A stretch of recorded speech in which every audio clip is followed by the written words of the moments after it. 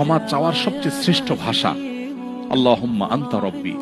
কত মধুময়, কত অর্থবহ, কত ঈমান জাগানিয়া, কত আপনার ঈমানি স্বাদ জাগ্রত করার মতো একটা দোয়া। আল্লাহুম্মা আনতা রব্বি, আল্লাহ আপনি আমার রব, আপনি আমার পালনকর্তা।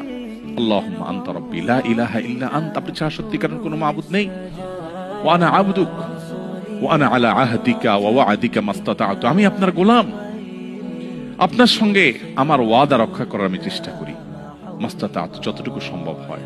আউযু বিকা মিন শাররি মা সানাত, আল্লাহ যে অপকর্ম আমি করে ফেলেছি, যে গুনাহ আমি করে ফেলেছি, এই গুনাহের যে ক্ষতি, এটা থেকে আমি আপনার কাছে পানা চাই, আমাকে যেন জাহান্নাম গ্রাস না করে, এই গুনাহের ফলে দুনিয়া যেন আমার ক্ষতি না করে।